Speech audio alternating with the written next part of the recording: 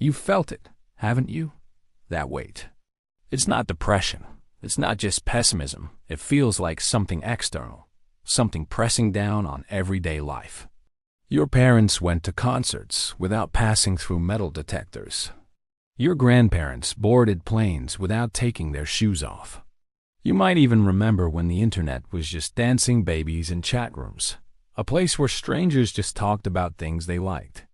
But now everything is optimized to make you outraged. Everything is political. Everything demands constant vigilance.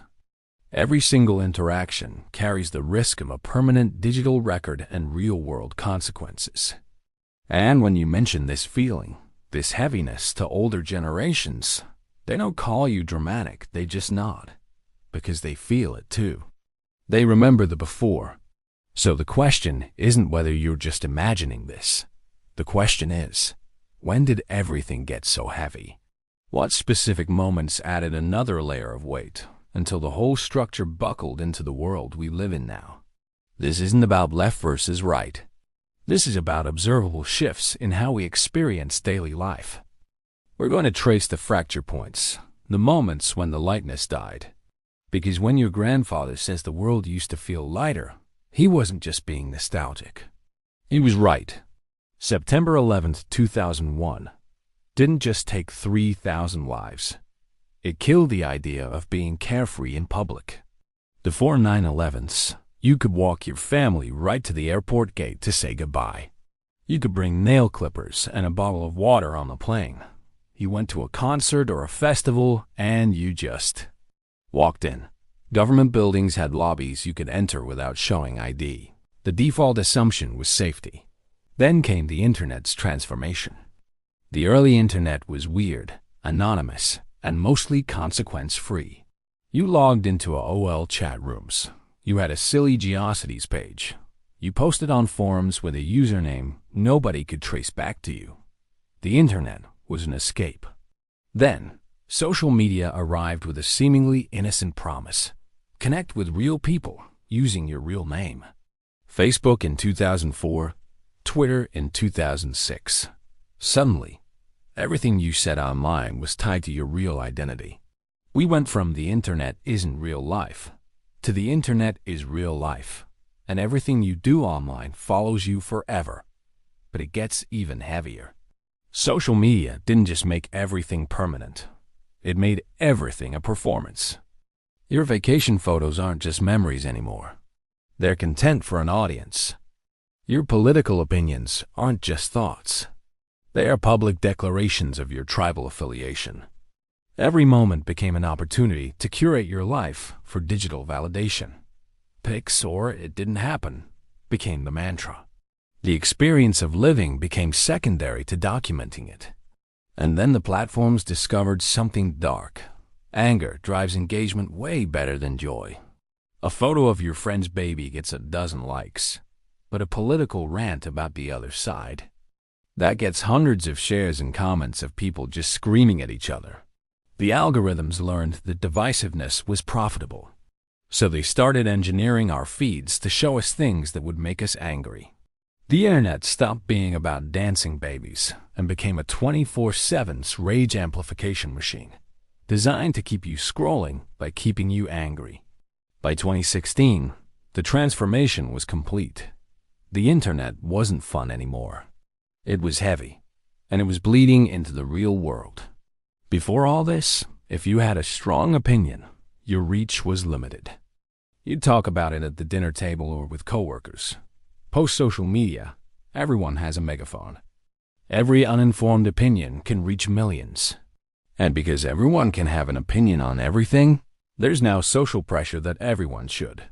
Your grandparents could say, "I don't really follow politics," without being judged. Now, silence is seen as complicity. Your grandparents remember when Walter Cronkite delivered the news, and everyone, regardless of party, at least agreed on what happened.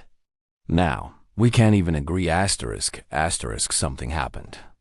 And while regular people were told to stay home, that they were non-essential, the ruling class attended maskless galas and dined at fancy restaurants. The hypocrisy was undeniable. It shattered the last bit of institutional trust. They didn't follow their own rules. They crushed small businesses while megacorporations saw record profits. It was one of the greatest upward transfers of wealth in modern history.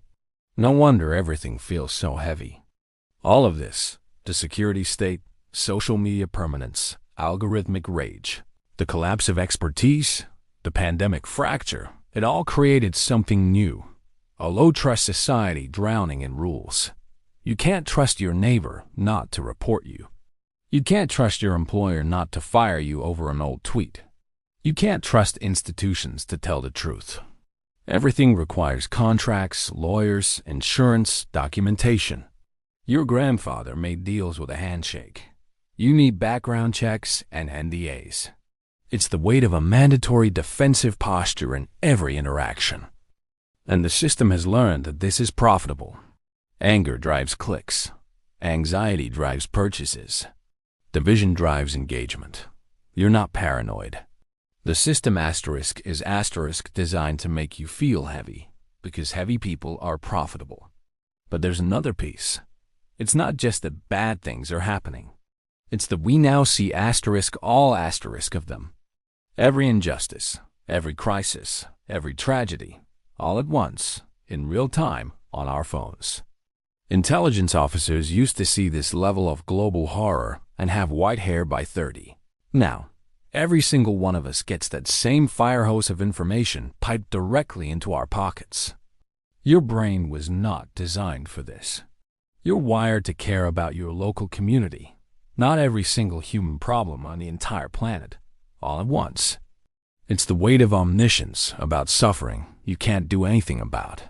So when your parents say, "It used to be lighter," they're not wrong. Life was lighter before the security state, before social media permanence, before algorithmic rage, before 24/7 global crisis streams. Yes, things like medicine and technology were worse back then, but the daily psychological experience, the way of just being alive in society, that was lighter. You could be carefree at a concert. You could make a mistake and have it be forgotten. You could disagree without it turning into warfare. Some people say, just get off the internet. Problem solved.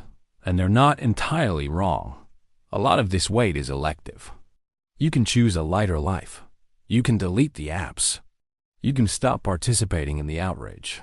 But that feels like a retreat, doesn't it? Because the infrastructure of heaviness is now institutional. It's cultural. You can delete your apps, but you can't delete the TSA or the permanent surveillance. So here we are, living in what feels like the heaviest moment in modern Western history, where everything requires vigilance and nothing feels truly carefree. Your parents weren't wrong. The world got heavier, measurably, objectively, and maybe the first step to making it lighter again is just admitting that the weight is real. It's not all bad. Music, love, beauty, joy, those things still exist. But yes, everything got heavier. And your grandfather was right to miss the lightness. The question is, what do we do about it? Thanks for watching. If this resonated with you, consider subscribing